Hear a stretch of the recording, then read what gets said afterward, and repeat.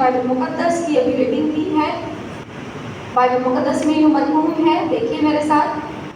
اگر بائبل نہیں لائے تو وہاں ریک سے بائبل ضرور اٹھائیں اور بائبل کو کھولا کریں. بائبل مقدس میں سے اپنی رہنمائی کے لیے ہم دیکھیں گے متی کی انجیل اس کا 21واں باب 18ویں آیت سے ہم پڑھیں گے.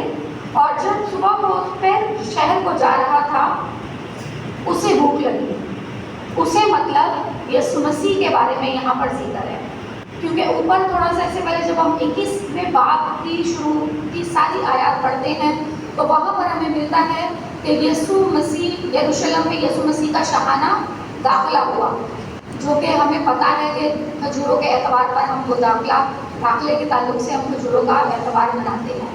تو اس کے بعد سیکنڈ ہمارے پاس جو یعنی کہ دوسرے دن کا ہمارے پاس آتا ہے پاک، یہ جو ہفتہ ہے اس کا دوسرے دن میں یسوع ہیکل میں جاتا ہے. تو اس سے بھی ہمیں پتہ چلا کہ اصل میں یسوع مسیح کے بارے میں یہ ذکر ہے کہ یسوع مسیح ہیکل میں گیا. اور یہاں پر بھی اگر یہ ہیڈنگ والی بائبل ہے، ہیڈنگ والی بائبل کے علاوہ اگر ہم پڑھیں گے تو وہاں پر اس جگہ پر یسوع کا ذکر نہیں ہے، لیکن مطلب یہی ہے کہ یسوع انجیر کے درخت پر لعنت کرتا ہے. یہ ہیڈنگ ہے، ٹھیک ہے. تو بائبل مقدس میں لکھے 18ویں آیت میں، اور جب صبح کو پھر شہر کو جا رہا تھا تو اسے بھوک لگی، یعنی یسوع کو بھوک لگی. اور راہ کے کنارے انجیر کا ایک درخت دیکھ کر اس کے پاس گیا اور پتوں کے سوا اس میں کچھ نہ پا کر اس سے کہا آئندہ کو تجھ میں کبھی پھل نہ لگے. اور انجیر کا درخت اسی دم سوکھ گیا. اب تھوڑا سا آگے والی ورسز میں جاتے ہیں. 20ویں آیت میں شاگردوں نے یہ دیکھ کر تعجب کیا اور کہا یہ انجیر کا درخت کیوں کر ایک دم سوکھ گیا. 21ویں آیت، یسوع نے جواب میں اس سے کہا میں تم سے سچ کہتا ہوں کہ اگر ایمان رکھو اور شک نہ کرو تو نہ صرف وہی کرو گے جو انجیر کے درخت کے ساتھ ہوا، بلکہ اگر اس پہاڑ سے بھی کہو گے تو اکھڑ جا اور سمندر میں جا پڑ تو یوں ہی ہو جائے گا. کلام مقدس میں اس حوالہ میں ہمیں واضح طور پر ملتا ہے. اس حوالہ پر جب ہم غور کرتے ہیں تو 3 سبق ہمیں یہاں پر انجیر کے درخت سے ملتے ہیں. یسوع مسیح جب انجیر کے درخت کے پاس آیا تو آ کر اس نے سب سے پہلی یعنی کہ ورس میں کیا 18ویں ورس میں کیا لکھا ہے، یسوع مسیح انجیر کے درخت کے پاس آیا. اور اسے وہ کیوں آیا؟ کیونکہ دوری سے اس نے دیکھا کہ اچھا ہرا بھرا درخت ہے. اور اس یسوع مسیح کے آنے کا ریزن کیا تھا؟ اسے بھوک لگی. تو یہاں پر اگر ہم دیکھتے ہیں تو سب سے پہلا سبق انجیر کے درخت سے ہمیں یہ ملتا ہے کہ یسوع مسیح کا انجیر کے درخت کے پاس آنے کا ریزن یہ تھا کہ یسوع مسیح کو بھوک لگی اور وہ چاہ رہا تھا کہ اس کی بھوک اس انجیر کے درخت سے مٹ سکے. یعنی کہ انجیر کا درخت یسوع مسیح کے لیے فائدہ مند ثابت ہو. لیکن یہاں پر ایسا ہوا انجیر کے درخت میں پھل لگا؟ حوالہ ہم نے پڑھا ہے، انجیر کے درخت میں پھل تھا جو یسوع نے لے کر کھایا؟ نہیں. ایسا کچھ لکھا ہوا ہے؟ نہیں لکھا، کیونکہ انجیر کے درخت میں پھل نہیں تھا اور موسم بھی نہیں تھا. ٹھیک ہے، تو انجیر کے درخت میں پھل نہیں تھا. اب یسوع مسیح کا انجیر کے درخت کے پاس آنے کا سب سے بڑا مقصد جو تھا وہ یہی تھا کہ وہ آ کر اس سے اپنی بھوک مٹائے. تو انجیر کا درخت یسوع مسیح کی بھوک مٹانے کے لائق نہیں تھا، یعنی کہ یسوع مسیح کے لیے فائدہ مند نہیں تھا.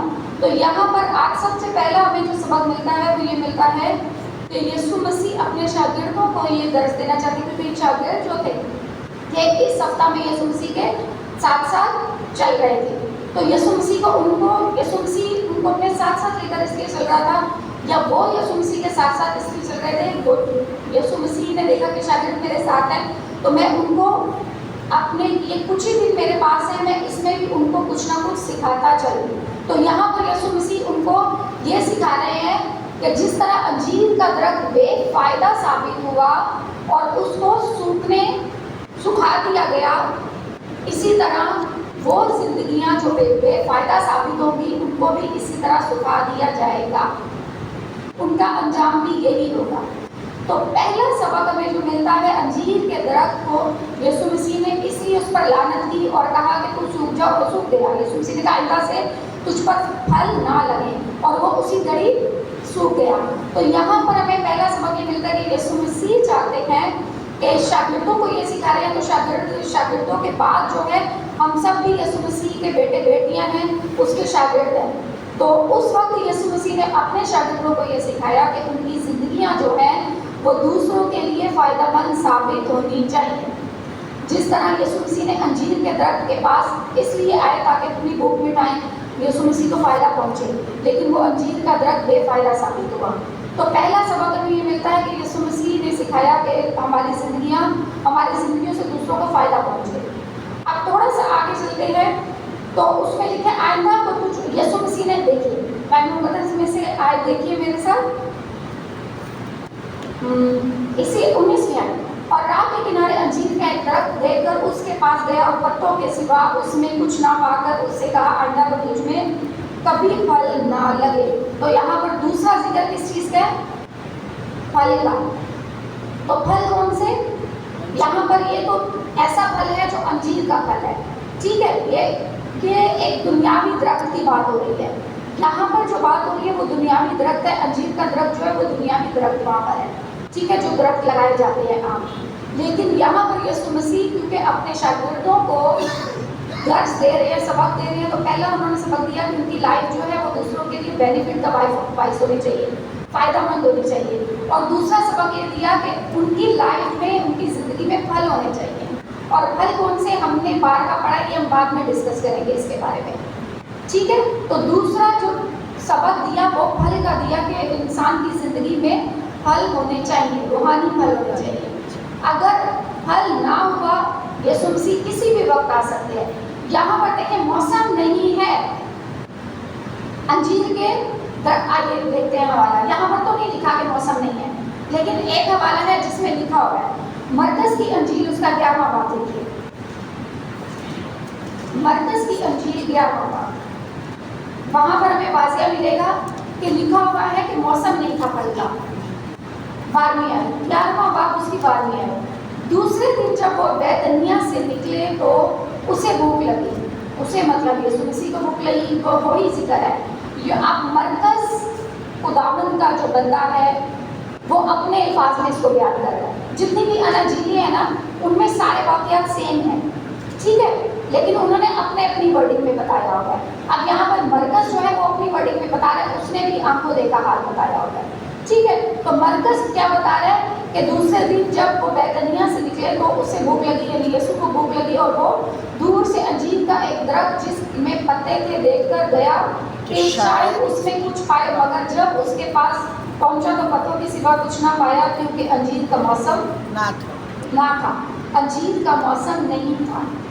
अब अंजीर की दरख्त पर जब हम गौर करते हैं तो अंजीर के दरख्त पर फल लगने के सिर्फ 2 मौसम हैं। एक बहार का मौसम है और एक जो है वो सर्दी का मौसम है। तो बीच में जो 2 मौसम है ना, कौन से? क़िज़ा का मौसम और गर्मी का मौसम, इन दोनों में फल नहीं लगता। यीशु मसीह अंजीर के दरख्त के पास गए और जाकर उन्होंने यही सिखाया शागिर्दों को कि उन्हें इस दरख्त की मानिंद नहीं बनना जिस दरख्त में सिर्फ साल में 2 बार फल लगे, ठीक है। तो यीशु मसीह अंजीर के दरख्त के पास गए ही इसलिए कि उन्होंने शागिर्दों को सिखा दिया कि आपने इस दरख्त की मानिंद नहीं बनना, अंजीर के दरख्त की मानिंद। हालांकि अंजीर का फल जो है वो कितने बेनिफिट का बायस है, ठीक है। अंजीर का फल जो है उससे बहुत फ़ायदे होते हैं। ब्लड प्रेशर का फ़ायदा है, ब्लड प्रेशर नॉर्मल रहता है उससे अगर ये फल खाया जाए तो, ठीक है। और भी बहुत से फ़ायदे हैं। अगर बहुत थकन महसूस हो रही है, अंजीर का फल खाएं तो फ़ौरन से थकन दूर हो जाती है, तो ये बेनिफिट है। लेकिन फिर भी यीशु ने यहाँ पर यह सिखाया कि हमें ऐसा फ़ायदा पहुँचाने वाला नहीं बनना जो सिर्फ कुछ ही अपनी मर्ज़ी से दूसरों को फ़ायदा पहुँचाए। जब दिल किया फ़ायदा पहुँचाए, जब दिल किया फ़ायदा ना पहुँचाए, जब दिल किया अपने अंदर रूहानी फल लेकर आए, जब दिल किया अपने अंदर से रूहानी फल गायब करें और दुनियावी बातें लेकर आ जाए। तो यहाँ पर अंजीर की मिसाल यीशु मसीह ने इसीलिए दी शागिर्दों को। अंजीर के पास उस टाइम अंजीर के दरख्त से दर्स देने का मकसद ही ये था कि शागिर्दों को ये सिखाया गया, या आज हमें सिखाया गया कि हमें अंजीर के दरख्त की मालिक नहीं बनना जो कि अपने वक्त पर अपनी मर्जी से फल लाता है। हमने पूरा साल अपने अंदर वो फल पैदा करने हैं जो खुदावंद चाहता है। ہم نے پورا سال لوگوں کے لیے بینیفٹ کا باعث بننا ہے، لوگوں کے لیے فائدہ مند بننا ہے۔ اب تیسرا درس جو ہے وہ ایمان کا درس ہے۔ جب شاگردوں نے کہا یہ کیوں سوکھ گیا درخت، تو یسوع مسیح نے کیا جواب دیا کہ اگر تم بھی ایسا ہی ایمان رکھو گے تو تمہارے ایمان سے ایسا ہو جائے گا۔ تو تیسرا درس ایمان کا دیا۔ تو آج ہم تینوں کے بارے میں تھوڑا سا دیکھیں گے۔ پہلا سب سے بینیفٹ تھا نا، بھوک۔ یسوع مسیح نے اپنی بھوک مٹانے کے لیے انجیر کے درخت کے پاس جا کر یہ درس دیا۔ تو تھوڑا سا اس پر ڈسکس کرتے ہیں کہ ہم کس طرح لوگوں کے لیے فائدہ مند بن سکتے ہیں۔ یہاں پر انجیر کا درخت جو ہے وہ کس طرح فائدہ مند بن رہا تھا لوگوں کے لیے، میں نے ابھی آپ کو بتایا کہ اس سے بہت سی بیماریوں کا علاج ممکن ہے، بہت ساری بیماریوں سے بچ سکتے ہیں۔ تو یسوع مسیح لیکن نہیں چاہتے کہ ہم انجیر کا درخت بنیں، کیونکہ انجیر کا درخت جیسے میں نے ابھی بتایا کہ سال میں صرف 2 دفعہ لوگوں کے لیے بینیفٹ کا باعث ہے۔ ہمیں ہر وقت لوگوں کے لیے فائدہ پہنچانے والا بننا ہے۔ تو یہاں پر دیکھیے بائبل مقدس میں متی کی انجیل ہم دیکھتے ہیں، ہم کس طرح دوسروں کے لیے فائدہ پہنچا سکتے ہیں۔ انجیر کا درخت جس طرح لوگوں کے لیے فائدہ مند ہے لیکن وہ پھر بھی سوکھ گیا، اور آج ہم دیکھتے ہیں کہ ہم کس طرح دوسروں کے لیے فائدہ مند بن سکتے ہیں۔ متی کی انجیل 5واں باب دیکھیے، 5واں باب اس کی 13ویں آیت، بائبل مقدس میں سے متی کی انجیل 5واں باب 13ویں آیت لکھا ہے، تم زمین کے نمک ہو، لیکن اگر نمک کا مزہ جاتا رہے تو وہ کس چیز سے نمکین کیا جائے گا، پھر وہ کسی کام کا نہیں۔ اب یہاں پر یسوع مسیح نے نمک کی معنی بنا دیا، ٹھیک ہے۔ یہاں پر یسوع مسیح نے اپنے بندوں کو، اپنے بیٹے بیٹیوں کو کہا کہ تم زمین کے نمک ہو جو دوسروں کے لیے فائدہ پہنچاتا ہے۔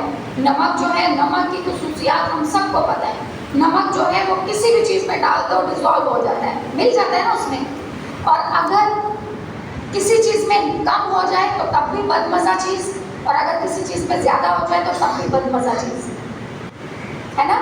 تو کتنی خصوصیت ہے نمک کی۔ تو یسوع مسیح نے ہم سب کو کہا کہ تم زمین کے نمک ہو۔ نمک ہو مطلب دوسروں کو اپنی لائف سے فائدہ پہنچاؤ، کیونکہ تمہیں میں نے نمک کی مانند بنا دیا۔ تم دوسروں کے لیے اپنی زندگی کیا کر دو، ختم کر دو۔ نمک جو ہے کیا کرتا ہے، جب اسے کسی چیز میں ملا دیا جائے تو نمک کی جو اپنی شکل ہے وہ نظر آتی ہے، ختم ہو جائے، نہیں نظر آتی، صرف اس کی وجہ سے دوسروں کو ذائقہ ملتا ہے لیکن وہ خود نظر نہیں آتا۔ تو آج یسوع مسیح نے اپنے شاگردوں کو جو درس دیا، یا ہم سب کو جو درس دیا انجیر کے درخت سے کہ دوسروں کے لیے فائدہ مند ہمیں بننا ہے، وہ اس طرح بننا ہے کہ ہم زمین کے نمک ہیں۔ ہمیں نمک بنا دیا گیا کیونکہ بائبل مقدس میں برملا لکھا ہوا ہے کہ تم زمین کے نمک ہو، تو ہم نمک ہیں۔ تو ہمیں نمک کی مانند دوسروں کو مزیدار بنانا ہے۔ ہماری زندگیوں سے دوسروں کی لائف میں مزہ ہونا چاہیے، مزہ ہونا چاہیے مطلب برکت آنی چاہیے ہماری لائف سے، دوسروں کی زندگی میں برکت ہونی چاہیے ہمارے وسیلہ سے۔ اور اگر ہم ایسے ہوئے انجیر کے درخت کی مانند، تو پھر جب دل کیا دوسروں کو مزیدار بنایا، جب دل کیا آج ہم تھکے ہوئے، آج نہیں ہم کر سکتے یہ۔ اگر نمک ایسا کرے تو پھر کیا ہوگا، کیا ہوگا؟ اگر جس دن نمک کا دل کیا وہ کسی چیز میں ڈیزالو ہو، جس دن اس کا دل نہ کیا وہ کہے میں نہیں اس چیز میں وہ حل ہونا، تو پھر کیا ہوگا؟ کھانا بن سکے گا؟ اچھا، چیزیں مزیدار ہو سکیں گی؟ نہیں ہو سکے گی۔ تو انجیر کے درخت کی مانند نہیں بننا۔ آج اگر ہم اپنی زندگیوں پر غور کریں نا، ہم سب جتنے بھی ہیں، تو ہم اپنی سہولیات کے مطابق نمک بنتے ہیں، ہم اپنی سہولیات کے مطابق دوسروں کو فائدہ پہنچاتے ہیں۔ جب ہمارے پاس ٹائم ہے ہم نے دوسروں کو فائدہ پہنچایا، جب ہمارے پاس ٹائم نہیں ہے، سوری ہمارے پاس آج ٹائم نہیں ہے، ہم نہیں پہنچا سکتے۔ تو یہاں پر ہمارے لیے جو درس ہے کہ دل کرے یا نہ کرے، آپ دوسروں کے لیے فائدہ مند ثابت ہو، آپ اپنی لائف سے اپنی لائف کو دوسروں کے لیے سرو کر دیں۔ دوسروں میں ہمارا خداوند بھی موجود ہے، ٹھیک ہے، صرف نسل انسانی کے لیے نہیں، کیونکہ یسوع مسیح کو بھوک لگی تو اسی طرح یسوع مسیح کے لیے بھی اور ہمارے خداوند کے لیے بھی ہم نے اپنی لائف کو سرو کرنا ہے، ٹھیک ہے۔ تو اپنے خداوند کے لیے ہم کس طرح فائدہ مند ثابت ہو سکتے ہیں؟ سوال ہے اپنے خداوند کے لیے کس طرح فائدہ مند ثابت ہو سکتے ہیں؟ خدا کی خدمت کر کے. کیسے؟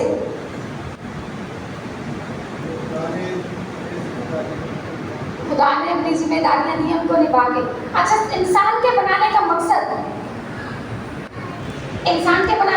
کیا ہے؟ خدا کی تاکہ خداوند کی حمد و ثنا کی جائے.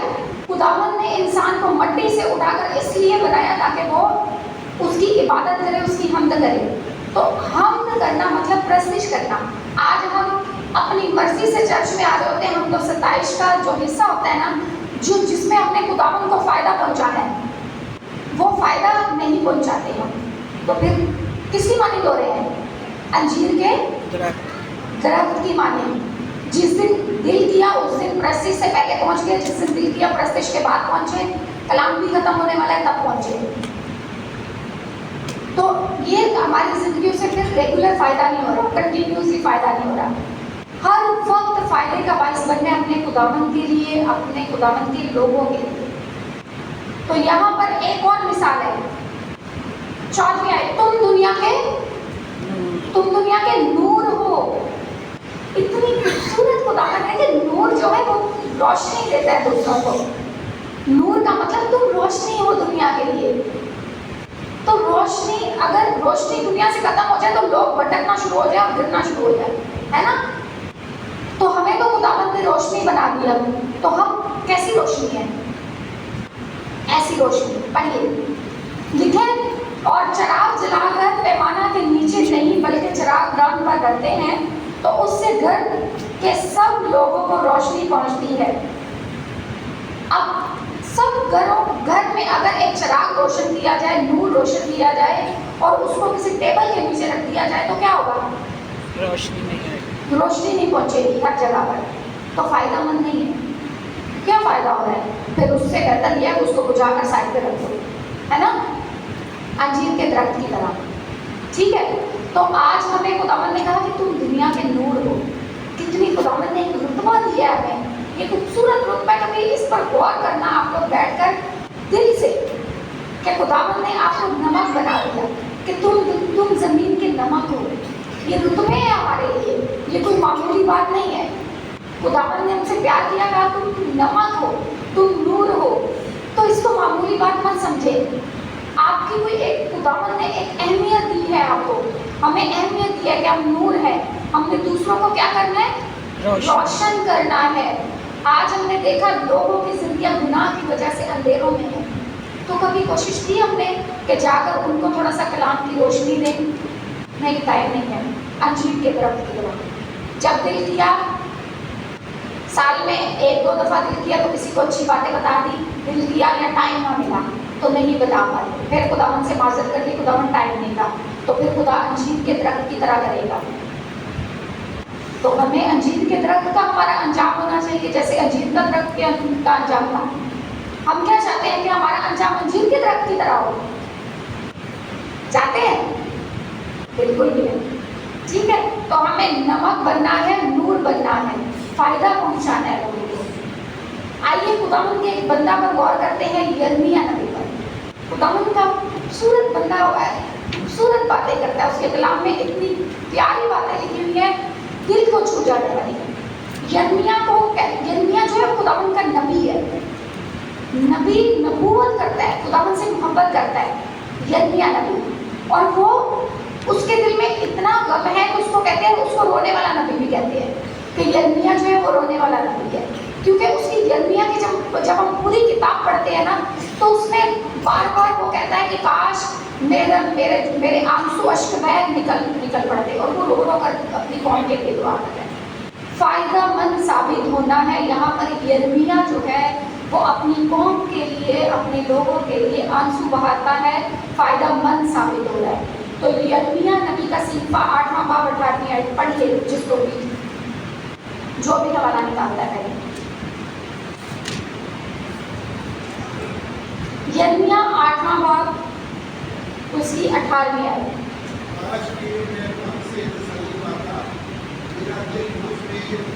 سست ہو گیا، جن دیکھو یہ نالا دور سے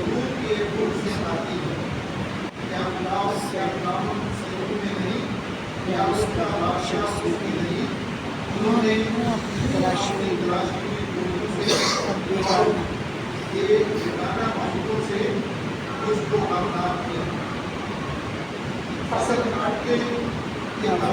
گزرا اور ہم نے رہائی میں نہیں پائی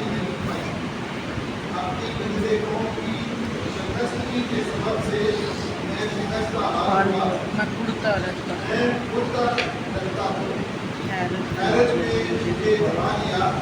کیا جان لوگ نے برسان کیا وہاں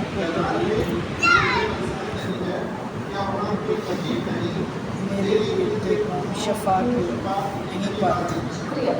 بائبل مقدس میں ابھی ہم نے دیکھا کاش کہ میں غم سے تسلی پاتا. اب یہاں پر یرمیا نبی کو پتا ہے کہ خداوند نے ہمیں اس لیے بنایا ہوا ہے تاکہ ہم دوسروں کے لیے فائدہ مند ثابت ہو. تو وہ کہتا ہے کہ میں کچھ کر نہیں پا رہا اپنی قوم کے لیے. میری قوم کے جو نوجوان بیٹے ہیں وہ ہلاکت کی طرف جا رہے ہیں. تو وہ کہہ رہے ہیں کہ آخری وقت آ گیا, فصل کاٹنے کا وقت آ گیا. ابھی ہم نے حوالہ میں پڑھا اور دیکھیے فصل کاٹنے کا وقت گزرا, گرمی کے ایام تمام ہوئے اور ہم نے رہائی نہیں پائی. فصل کاٹنے کا وقت بھی گزر گیا, یعنی کہ اب وہ وقت ہے کہ خداوند آ کر انصاف کرے. ہم کہتے ہیں نا کہ ایک عرصہ دراز ہو گیا, آخرت آنے والی ہے. تو واقعی میں آخرت آنے والی ہے. اب انسانوں کے لیے یہ وہ ایام ہے کہ وہ اپنی لائف کو اس طرح گزاریں کہ بس ان کا خاتمہ جو ہے وہ اس طرح ہو کہ ان کا انجام برا نہ ہو.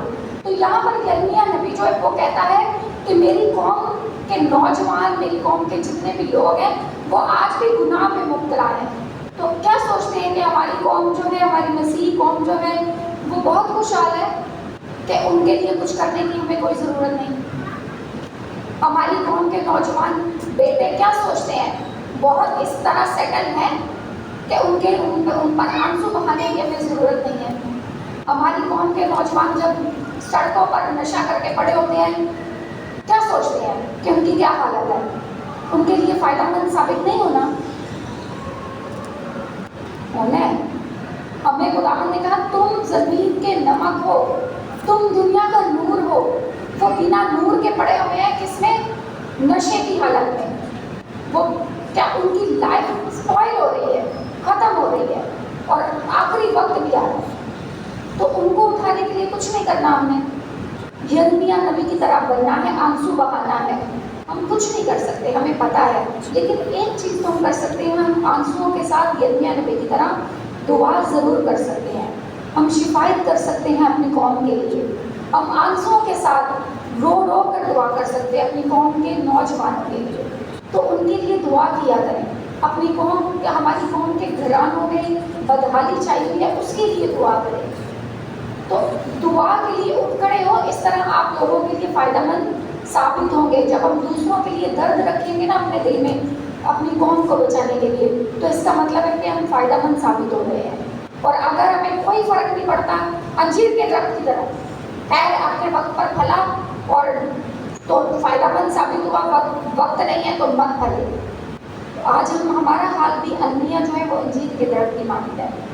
جب دل کیا تو دعا کر لی, جب دل کیا لوگوں کے لیے پرے کر لی, دل کیا نہیں کیا تو نہیں کیا. تو ایسا نہیں کرنا, ہمیں لوگوں کے لیے فائدہ مند ثابت ہونا ہے. تو آج ہماری لائف جو ہے وہ ہم اپنے ہی کاموں میں بزی ہیں. ان کاموں کو چھوڑ دیں, ہمارے کام جو ہے وہ خود ہی خداوند دیکھ لے گا. آپ اپنی لائف کو کس کے لیے سرو کریں, کس کے لیے, اپنے خداوند کے لیے, اپنے خداوند کے لوگوں کے لیے آنسو بہائیں اور آنسو بہا بہا کر دعا کریں یرمیا نبی کی طرح. کیا جلاد میں لوگ نے بلسان نہیں, کیا وہاں کوئی طبیب نہیں؟ یرمیا نبی کہتا ہے کہ میری قوم کے لیے کوئی طبیب نہیں. طبیب مطلب کوئی ڈاکٹر نہیں ہے جو ان کو بیماری کے بستر سے اٹھا کر کھڑا کرے. کیا دنیا میں ہم ایسے نہیں بن سکتے کہ اپنی قوم کے نوجوانوں کو اس بدی کی راہ سے نکال لیں؟ بن سکتے ہیں. تھوڑی سی ہمت کریں, تھوڑا سا ٹائم دیں اپنے خداوند کو, اپنے خداوند کی خدمت کے لیے آگے بڑھیں. आंसू बहाए तो फिर हम ज़रूर अपनी कौम के नौजवानों के लिए कुछ कर सकते हैं।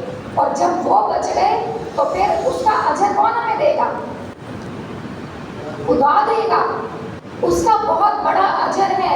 जब एक जान ज़मीन पर ईमान ले आती है, बचती है, तो आसमान पर खुदावन खुशी करता है फरिश्तों के साथ, और फिर उसका अजर भी खुदावन के पास से हमें देने के लिए। तो हमें ऐसा बनना है, फ़ायदामंद साबित होना है।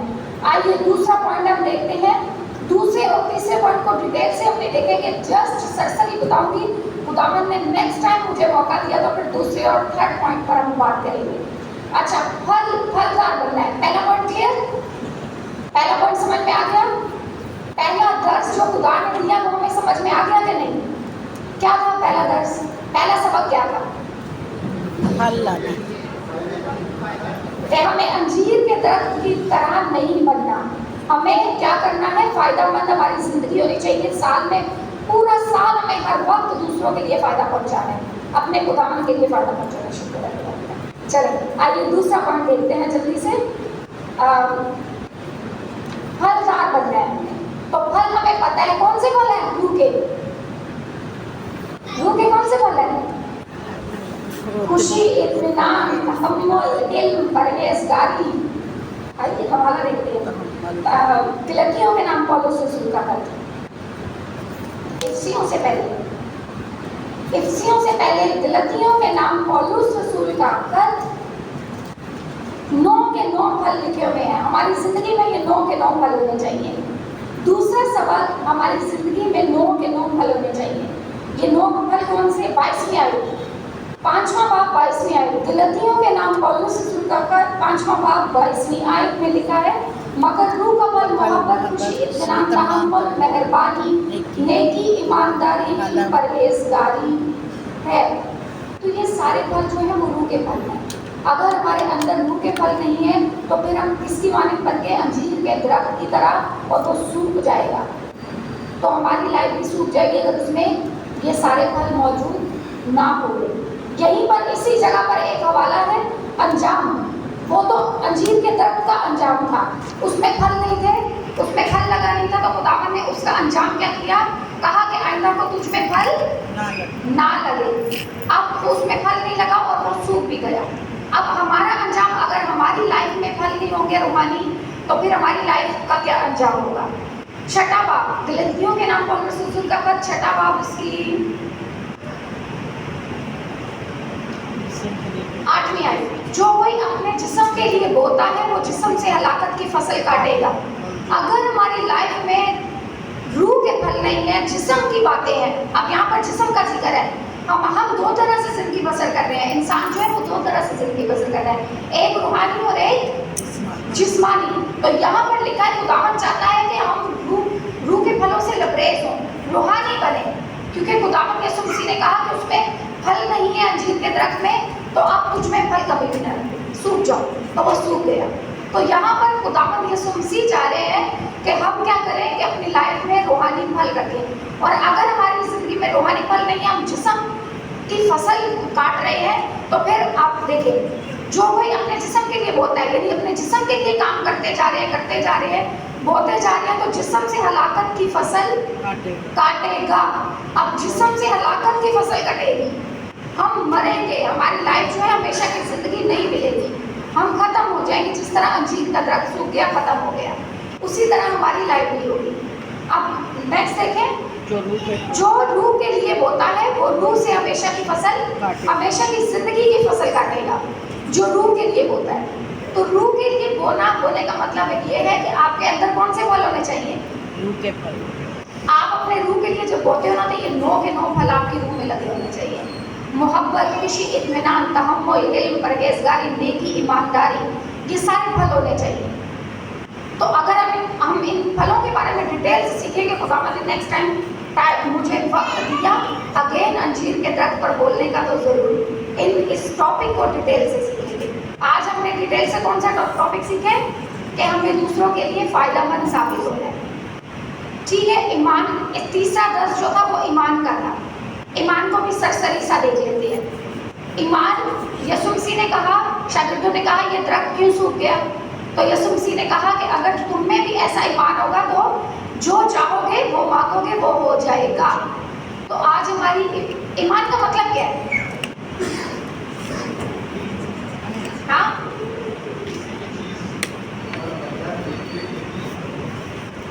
امید کی ہوئی چیزوں پر، امید کی ہوئی چیزوں کا اعتماد اور اندیکھی چیزوں کا ثبوت ہے نا.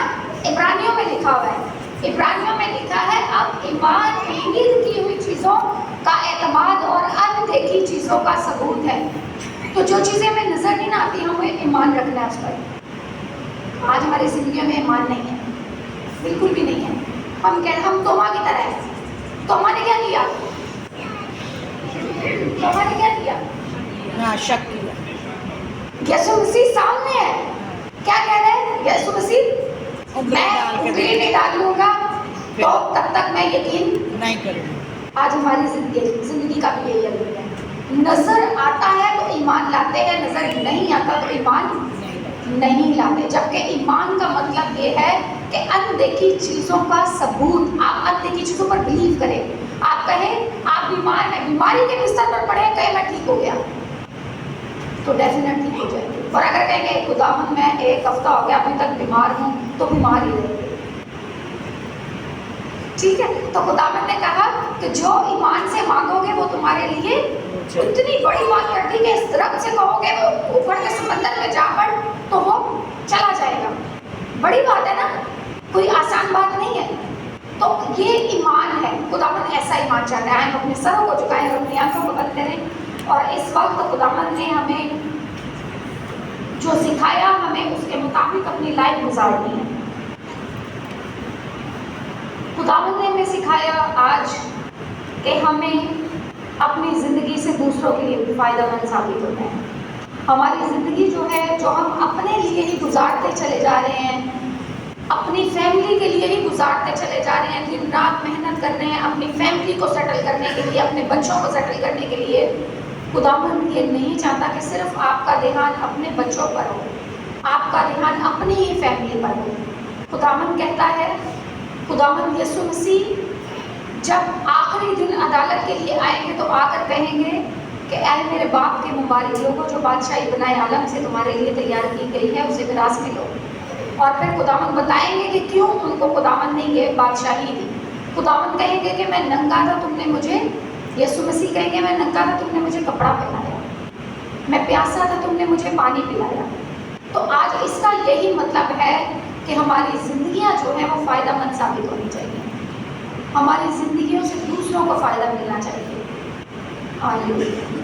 ہم سب خداوند سے یہ وعدہ کریں گے کہ خداوند تو ہمیں فضل بخش تاکہ ہم اپنی زندگیوں سے تیرے جلال کو ظاہر کریں، تاکہ ہم اپنی زندگیوں سے دوسروں کے لیے برکت کا باعث بنیں. ہماری زندگیاں جو ہیں وہ دوسروں کے لیے مزے کا باعث بنیں. ہماری زندگیاں جو ہیں وہ دوسروں کو گناہوں کی تاریکی سے نکالنے کا باعث بنیں. ابھی ہم نے خوبصورت گیت گایا، گھر گھر میں انجیل سنائیں گے، پیارے یسوع کا نام بتائیں گے اور بھولے بھٹکوں کو راہ پر لائیں گے. ہاللیلویا. تو آج بھولے بھٹکوں کو راہ پر لانے والا بن جائیں. آج خداوند کی حضوری میں صرف گانے کی حد تک نہ کہیں کہ اے خداوند ہم روح کی تلوار لے کر نکلیں گے اور جا کر بھولے بھٹکوں کو راہ دکھائیں گے، بلکہ دل سے اس بات کا آج وعدہ کرنا ہے کہ جن لوگوں کو، جن زندگیوں کو ہم دیکھتے ہیں کہ بھٹک چکی ہیں، گناہوں میں ہیں، ان کو ہمیں ان گناہوں سے نکالنا ہے. ہاللیلویا. خداوند کے کلام کو بتا کر خداوند کی حضوری میں التجا کریں گے. قادر مطلق زندہ آسمانی خدا، جلال کے بادشاہ، اے لشکروں کے رب، اے آسمانی خداوند کے خداوند، اے مہربان خدا تو جو ہمیشہ ہمیں اے خداوند سکھاتا ہے، اے خداوند تو جو ہمیشہ ہمیں بتاتا ہے کہ ہمیں کس طور پر اپنی لائف گزارنی ہے. اے خداوند تو جو ہمیشہ ہمیں درس دیتا ہے کہ ہماری زندگیوں سے دوسروں کو فائدہ پہنچنا چاہیے. اے خداوند تو جو ہمیشہ ہمیں درس دیتا ہے کہ ہمیں تیری خدمت کرنی ہے. اے خداوند، اے جلال کے بادشاہ، تو ہمیں فضل بخش تاکہ عظیم خداوند ہم تیری حضوری میں اے خداوند جو ہم وعدہ کر چکے ہیں کہ ہم دوسروں کو تیری حضوری میں لے کر آئیں گے، دوسروں کے لیے نور بنیں گے، دوسروں کے لیے نمک بنیں گے. आए खुदावन हम तेरे बंदा यिर्मयाह की तरह आंसू बहाएंगे। आए खुदावन तू रहम बरा हाथ हम पर बढ़ा और हमें ये सब करने की तौफीक बख्श दे। आए खुदावन तू हमें फजल बख्श ताकि हम अपने वादों में पूरा उतरने वाले हों।